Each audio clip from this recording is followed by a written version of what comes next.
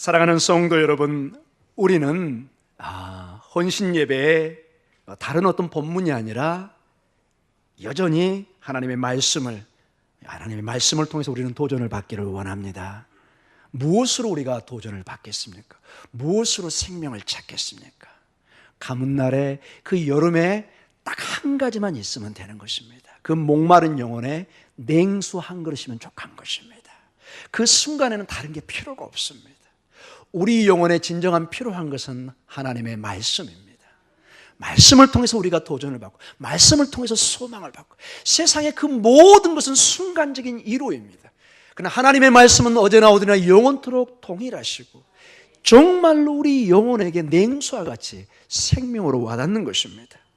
우리는 출애굽기 19장을 통해서 하나님께서 그의 백성들을 이제 드디어 시내산에서 강림하시고 만날 준비를 하게 합니다. 3일의 이 시간을 요구되는 것을, 이것은 어떤 면에서 그냥 대충 만나는 것이 아니라 백성들 입장에서도 신중한 준비가 필요한 것을 말씀해 주고 있는 것을 보게 됩니다.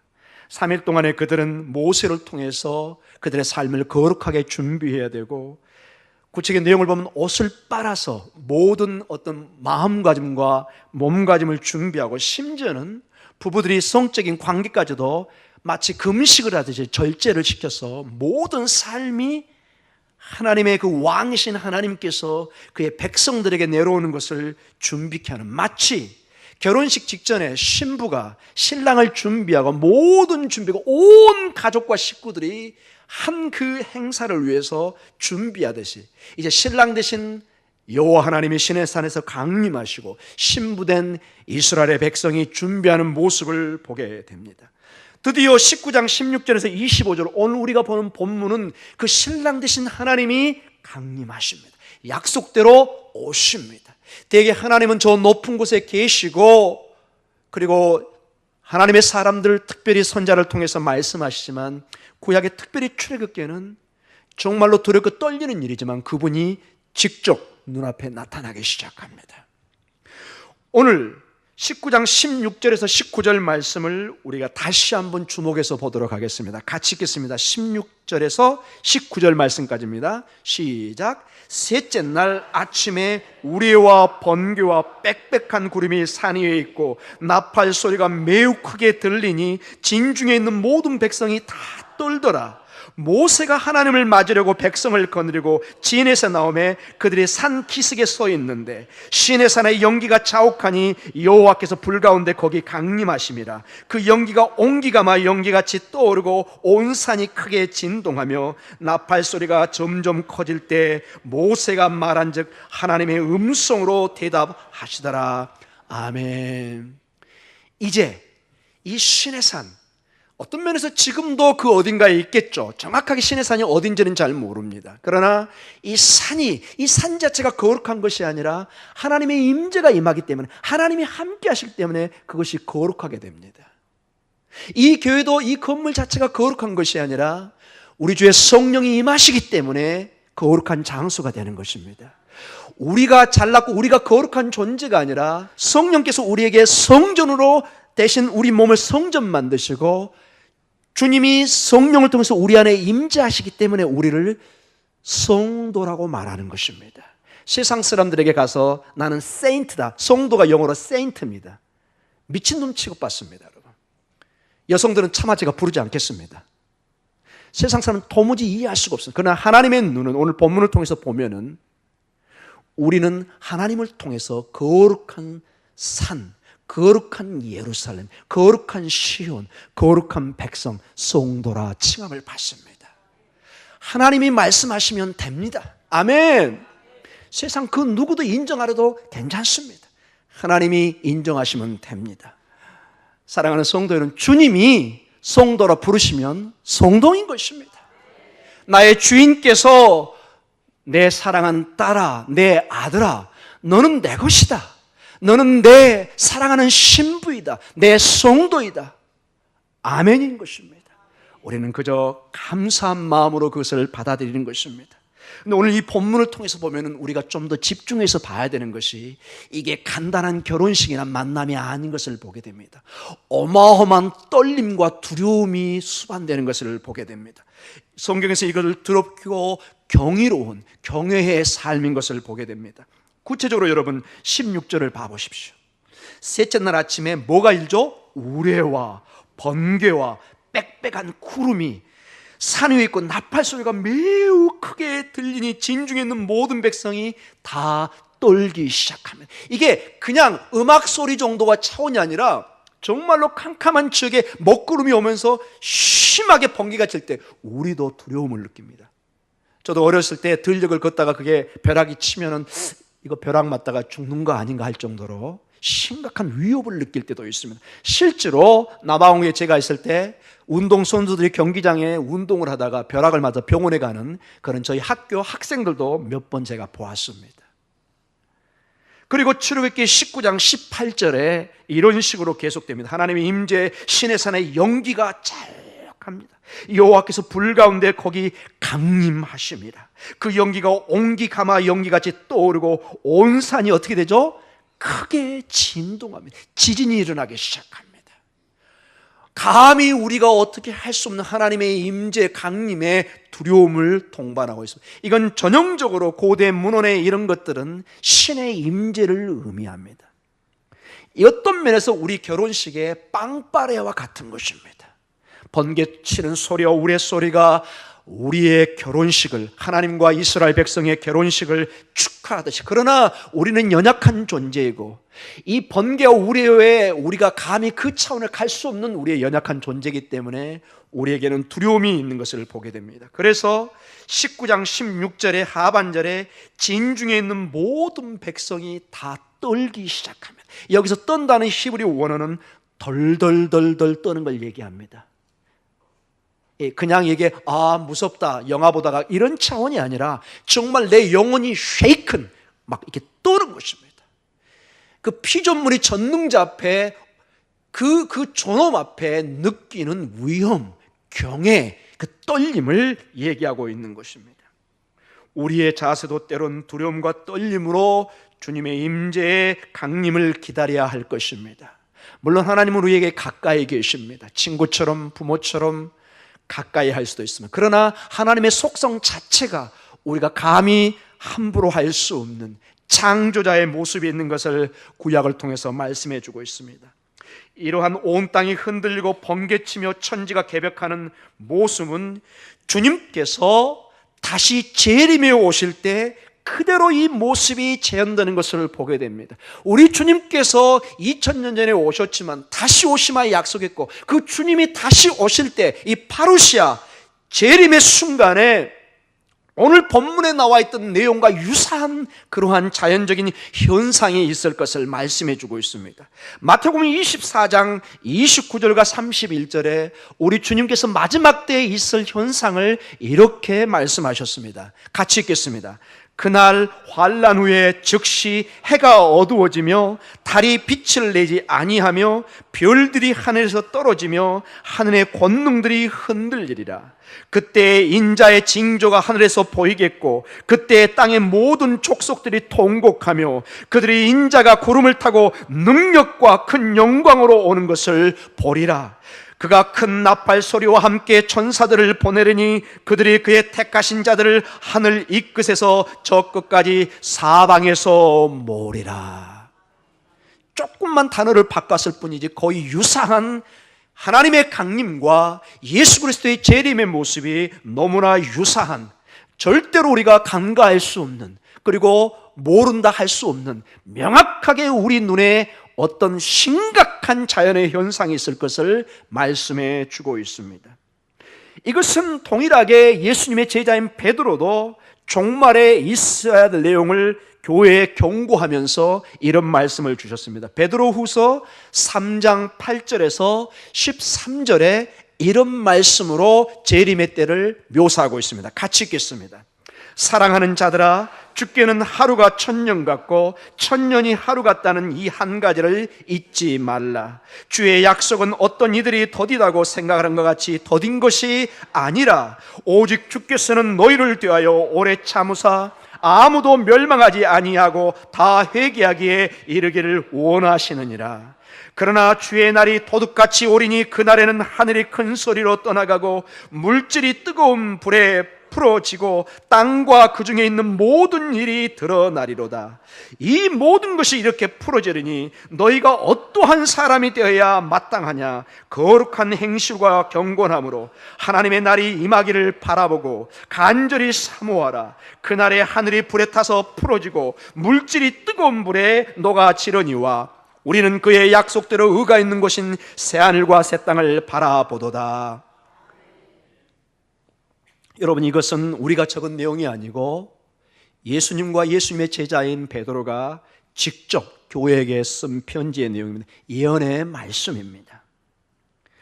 그리고 계속해서 오늘 우리 본문으로 돌아가서 하나님의 강림에 하나님의 음성이 들리기 시작합니다. 왕이신 하나님께서 말씀하십니다. 19장 19절을 우리 같이 읽도록 하겠습니다. 나팔 소리가 점점 커질 때 모세가 말한즉 하나님의 음성으로 대답하시더라. 아멘. 하나님의 음성, 이것을 여러 가지로 해석할 수 있을 것입니다. 그들은 모세를 통해서 하나님의 음성을 들었습니다. 과연 그러면 우리는 어떻게 하나님의 음성을 들을 수 있을까요? 여러 가지 해석을 내릴 수 있지만은 우리는 전통적으로 이 장로교회는 하나님의 음성을 오직 하나님의 말씀인 이 성경을 책을 통해서 듣는다고 얘기합니다. 이게 가장 안전한 하나님의 말씀인 것을 우리에게 가르쳐주고 있습니다. 우리는 먼저 이 출애굽기 책을 통해서 오늘같이 이렇게 본문을 통해서 하나님의 음성을 듣습니다. 하나님의 이 광림과 하나님의 역사가 이렇게 이루어지고 있구나. 오전 11시 예배를 통해서 오후 예배를 통해서 하나님의 본문을 통해서 하나님이 2000년 전에 3000년 4000년에 어떻게 역사했고 이 말씀이 오늘도 우리에게 어떻게 역사할 건가를 믿음으로 받아들이는 것입니다. 더 나아가 모든 성경, 즉 하나님의 말씀인 성경을 통해서 하나님의 음성을 듣고 하나님의 뜻을 알게 된다고 우리는 믿음으로 고백하고 있습니다. 아멘. 우리 성도님들, 특히 3, 4 여전도의 성도 여러분, 오늘 이 헌신 예배에 이 하나님의 책인 성경을 통해서 주의 음성을 듣는 축복이 있기를 기도합니다. 어디에 근거를 두고 있을까요? 이게 단순히 우리 장로교의 전통일까요? 절대로 전통 그 자체만은 아닙니다. 이건 분명히 하나님의 말씀에 근거를 두고 있습니다. 먼저 하나님의 말씀은 우리를 교훈하기에 하나님의 음성으로 이 성경은 충분하다는 것이 히브리서 4장 12절에 이렇게 말씀하고 있습니다. 그 유명한 말씀입니다. 히브리서 4장 12절 같이 읽겠습니다. 하나님의 말씀은 살아있고 활력이 있어 좌우의 날선 어떤 검보다도 예리하여 혼과 영과 및 관절과 골수를 찔러 쪼개기까지 하며 또 마음의 생각과 뜻을 판단하나니. 아멘. 히브리서 이 성경책을 근거로 얘기하는 것입니다. 하나님의 말씀은 살아있습니다. 이 말씀 적힌 이것이 여러분이 우리가 읽고 이 다바르, 이 로고스를 읽게 되면 전문적으로 레마로 와닿는 것입니다. 살아서 우리에게 꿈틀거리기 시작하는 것입니다. 디모데후서 3장 16절에서 17절에 그 유명한 말씀이 또한 주어지고 있습니다. 사도 바울 선생님께서 디모데에게, 에베소의 담임 목사인 젊은 목사에게 준 편지인데 특별히 이 말씀을 강조하고 있습니다. 같이 읽겠습니다. 시작. 모든 성경은 하나님의 감동으로 된 것으로 교훈과 책망과 바르게 함과 의로 교육하게 유익하니 이는 하나님의 사람으로 온전하게 하며 모든 선한 일을 행할 능력을 갖추게 하려 함이라. 아멘. 사랑하는 성도 여러분, 이 하나님의 말씀은 성경이면 족합니다. 아멘. 따라하겠습니다. 성경이면 족하다. 이 외에 다른 음성을 찾는 사람은 지극히 위험한 사람입니다. 사랑하는 성도 여러분, 이건 교회의 역사, 수천 년의 역사가 증명합니다. 이 말씀 외에 다른 계시를 쫓으면은 제가 거의 99% 장담을 합니다. 그 사람은 아주 위험합니다. 그 교회는 아주 위험합니다. 우리가 말하는 이단이라는 칭호를 받을 수밖에 없습니다. 다른 복음으로 갈 수밖에 없습니다. 오늘 여기 보면은 16절에 디모데후서 3장 16절에 모든 성경, 이 디모데 당시 사도 바울 당시에는 신약 성경이 완성이 안 된 상태입니다. 이 얘기는 여기의 성경은 그럼 어디를 가리키는 거죠? 구약 성경을 가리킵니다. 어떤 성경이요? 구약 성경입니다. 모세오경과 선지서와 이 역사서와 이 모든 구약 성경, 이 성경은 단순히 적힌 하나의 이스라엘의 전통에 주어지는 말씀이 아니라 하나님의 감동, 여기서 하나님의 감동이란 말은 하나님의 호흡이란 말입니다. 하나님의 호흡이 들어가 있는 것입니다. 아멘. 이 호흡은 뭔가요? 하나님의 생명입니다, 여러분. 하나님의 생명이 우리에게 주어졌기 때문에 우리가 아다마에서 왔지만 생명에 대해서 오늘 우리가 살아있는 것입니다. 사랑하는 성도 여러분, 하나님께서 창세기 보면 이 호흡을 우리에게 불어넣어 주셨습니다. 이 호흡이 떠나면 그것을 시체라고 그럽니다. 간단합니다, 여러분. 우리가 이렇게 팔팔한 힘을 갖지만은 우리는 이 호흡이 떠나면은 순간적으로 흙으로 돌아가야 됩니다. 이건 누구도 부인할 수 없는 명백한 사실입니다. 근데 오늘 그 호흡이, 그 하나님의 breath, 이 호흡이 이 모든 성경을 조성하였다고 얘기합니다. 이 하나님의 말씀이 교훈과 책망과 바르게 함과 의로 교육하기에 유익하다, 즉 충분하다는 것입니다. 17절에 하나님의 사람으로 온전하게 합니다. 온전하게 하며 모든 선한 일을 행할 능력을 갖추게 한다고 말씀하고 계십니다. 사랑하는 성도 여러분, 우리 제3, 제4 여전대 여러분, 우리 젊은 우리의 다음 세대, 우리 자녀 여러분, 하나님의 말씀이면 족합니다. 우리 목동 중앙교회는 그 이상도 그 이하도 내려가잖아요. 하나님의 말씀이 가는 곳까지 갈 것이고 하나님의 말씀이 멈추면 멈춰야 되는 것입니다. 성경에 하나님의 말씀이 밝히 보이지 않는 것은 그래서 굳이 그것을 여러분이 억지로 풀 필요가 없습니다. 재림의 날짜라든지 왜 하나님께서 아담과 하와에게 선악과를 만들어서 꼭 타락하게 만들었느냐, 이런 깊은 질문까지는 여러분 안 하셔도 됩니다. 저에게 질문하시든지 제가 대답을 잘 못하면은 재림 때 주님에게 직접 우리가 물어보도록 하겠습니다. 아멘. 때로는 우리가 잘 이해가 안 가는 게 많습니다. 삼위일체라든지 모든 신비의 내용이 있습니다. 우리의 고난의 문제라든지 우리의 고통의 문제라든지 우리의 모든 신앙생활에 답을 줄 수 있는 내용이 많지가 않습니다. 그러나 신실한 하나님을 믿고 이 모든 일의 그 너머에 하나님의 계획과 하나님의 섭리와 하나님의 구원의 역사가 있다는 것을 우리는 믿고 나아가는 것입니다. 우리는 믿습니다. 로마서 8장의 말씀처럼 모든 것에 합력하여 선을 이루실 하나님을 믿는 것입니다. 모든 것에 합하여 선을 이루실, 즉 좋은 것으로 주실 하나님을 믿는 것입니다. 마치 자녀가 100% 어린 자녀가 부모를 신뢰하고 나아가는 것입니다. 엄마 아빠의 손을 잡고 나아갈 때는 믿고 나아가는 것입니다. 나를 위험에서 건져주고 나를 보호해주고 나를 지킬 것을 믿기 때문에 콧노래를 부르고 시장으로 유원지로 가는 것입니다. 만약에 그 아이가 불안을 느낀다면 절대로 엄마 아빠 손을 잡고 가지 않습니다. 맞습니까, 여러분? 거기에 신뢰감이 있는 것입니다. 의지하는 마음이 있는 것입니다. 우리의 부모님이신 하나님도 눈에 보이지 않지만 오늘 말씀을 통해서 우리에게 손을 내밀고 있습니다. 믿음의 손을 내밀어서 그 손을 잡으시기 바랍니다. 그러나 이 하나님의 말씀은 방금 전에 제가 좀 얘기했지만 경계와 조심의 자세도 필요한 것을 보게 됩니다. 베드로후서 1장 20절과 21절에 이런 식으로 우리에게 또한 말씀의 중요성과 경계의 말씀을 주셨습니다.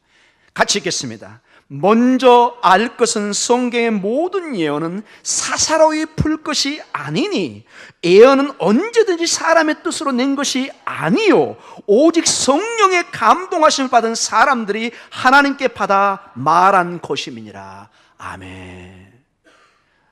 우리 장로교는, 그리고 전통적인 교회는 이 하나님의 감동을 받아서 하나님의 말씀을 받은 것을 신약 성경을 통해서 이게 이제 단절됐다고 믿습니다. 더 이상 하나님의 말씀을 이 성경에 더할 수가 없는 것입니다. 만약에 이걸 더한다면은 우리 성가대 은혜스러운 한 우리 권사님, 집사님, 우리 장로님, 그리고 저 새벽마다 기도하다가 하나님의 음성을 들린다고 그걸 적어가지고 이제 저한테 따지기 시작합니다. 목사님, 이건 하나님의 말씀입니다. 성경에 첨가해서 설교해 주세요. 대답은 No. 안 됩니다, 여러분. 그건 지극히 개인의 음성이고 개인에게 하나님이 음성을 주신 건 저는 부인하지 않습니다. 그러나 그 말씀이 우리 모두가 들어야 될 권위의 말씀으로 성경에 첨가될 수는 없는 것입니다. 아멘. 여러분, 그거 인정하셔야 됩니다. 이게 인정이 안 되면 우리 교회에 완전히 질서가 깨져버립니다. 거기서부터 이단이 시작되는 것입니다. 자기의 말이 권위를 가지고 이것이 교회의 권위로 드러난다는 절대로 되지 않습니다. 오직 우리의 권위의 말씀은 신구약 성경 외에는 없습니다. 우리에게는 오직 두 가지 약밖에 없습니다. 구약, 신약. 다른 약을 처방하면 돌팔이 의사입니다. 안 됩니다, 여러분. 국가 식약처입니까? 거기서 조사 나옵니다. 사랑하는 성도 여러분, 우리는 구약과 신약밖에 없습니다. 사사로이 풀 수도 없습니다. 그래서 여러분, 그 수많은 시간을 밤을 새가면서 공부를 하고 지금도 연구를 하지만 하나님의 말씀을 조심합니다. 지금도 신학생들이 학교 가서 공부를 하고 조심을 합니다. 왜냐? 이 말씀은 하나님의 말씀이고 신비의 말씀이고 늘 기도 가운데 하나님의 말씀을 통해서 또 다시 한번 보고 또 다시 한번 보고 늘 조심해서 이 말씀을 풀어서 최대한 하나님의 말씀을 바로 전하려고 노력하는 것입니다. 저도 부족하지만은 최대한 저를 낮추면서 하나님의 뜻이 드러나도록 본문을 통해서 말씀을 하려고 노력하고 있습니다. 저희 교회는 부족하지만 이러한 노력을 경주하기를 원합니다. 믿음으로 겸손히 엎드려서 하나님의 뜻을 하나님의 말씀을 통해서 주의 성령을 통해서 밝혀지기를 우리는 원합니다. 계속해서 말씀을 보도록 하겠습니다. 출애굽기 19장 20절에서 24절의 말씀입니다. 여호와께서 시내산 곧 같이 읽겠습니다. 시작. 여호와께서 시내산 곧 그 산 꼭대기에 강림하시고 모세를 그리로 부르시니 모세가 올라가매 여호와께서 모세에게 이르시되 내려가서 백성을 경고하라. 백성이 밀고 들어와 나 여호와께로 와서 보려고 하다가 많이 죽을까 하노라.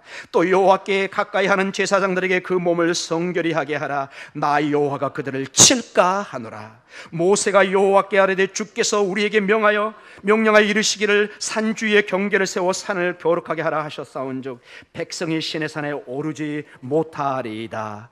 여호와께서 그에게 이르시되 가라. 너는 내려가서 아론과 함께 올라오고 제사장들과 백성의 경계를 넘어 나 여호와께로 올라오지 못하게 하라. 내가 그들을 칠까 하노라. 자, 여기에 구약에 어떤 경계선이 있습니다. 이 시내산에 여러분 세 가지 경계선이 있습니다.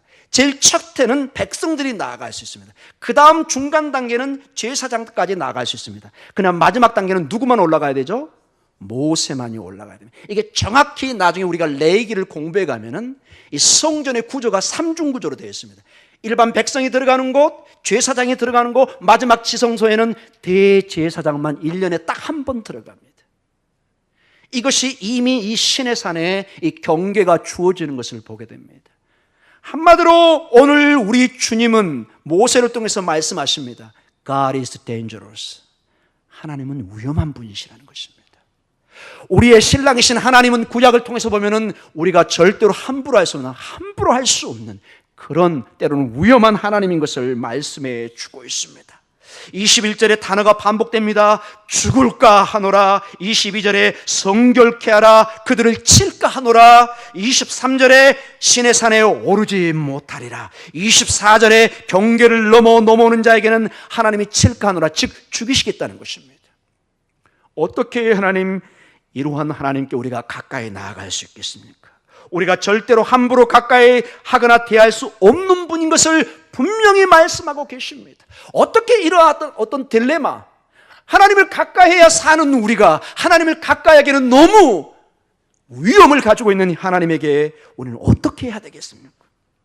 구약 세계는 이렇게 대제사장이나 제사장이나 모세나 이러한 사람을 통해서 하나님을 만나게 했습니다.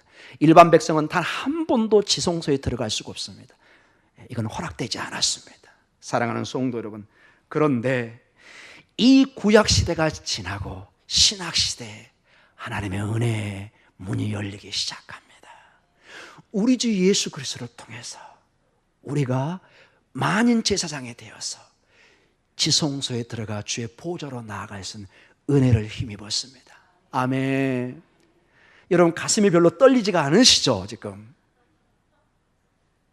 사랑하는 성도 여러분, 이것은 상상할 수 없는 하나님의 은혜입니다. 여러분 이 본문을 봐보세요. 즉사합니다. 정말로 벼락을 맞아 죽습니다. 심지어는 대제사장도 이 지성소에서 함부로 행동하면 즉사했다는 기록들이 남아 있습니다. 사랑하는 성도 여러분, 오늘 11시 예배도 모든 설교의 중심이, 우리 목동중앙교회 중심이 누구였죠? 예수 그리스도입니다. 예수 그리스도, 예수 그리스도, 이 복음, 여기에 초점을 맞춰야 되는 것이 오늘 이 구약을 통해서도 명백히 보입니다. 이 예수 그리스도가 아니면 이 위험한 하나님께 어떻게 나아가고 있습니까? 우리 마치 태양과 같은 불과 같은 이 하나님에게 이 태양의 빛을 받지 않으면 죽는데, 그러나 나아가면 타서 죽는 이 딜레마 속에 우리는 어떻게 해야 됩니까? 오직 예수 그리스도를 통해서만 갈 때 우리는 태양을 볼 수 있고 생명을 얻을 수 있는 것입니다. 오직 예수 그리스도, 아버지의 아들이신 예수 그리스도를 통해서 하늘 아버지의 보좌 앞에 나아갈 수 있다고 말씀하고 있습니다. 마치 오늘 보는 이 시내산과 신약의 시온산으로 연결되어 있고, 구약의 법 아래에서의 공포의 삶과 은혜의 복음의 은혜 안에 있는 모습을 보여주는데, 이게 히브리서 12장 18절에서 전개되는 중요한 메시지가 있습니다. 먼저 오늘 본문을 가르쳐주는 히브리서 12장 18절에서 21절 말씀을 같이 읽도록 하겠습니다. 시작. 너희는 만질 수 있고 불이 붙은 산과 침침함과 흑암과 폭풍과 나팔 소리와 말하는 소리가 있는 곳에 이른 것이 아니라 그 소리를 듣는 자들은 더 말씀하지 아니하시기를 구하였으니 이는 짐승이라도 그 산에 들어가면 돌로 침을 당하리라 하신 명령을 그들이 견디지 못함이라. 그 보이는 바가 이렇듯 무섭기로 모세도 이르되 내가 심히 두렵고 떨린다 하였느니라. 이게 오늘 우리 본문과 같은 신의 산입니다. 이게 구약의 전형적인 모습입니다.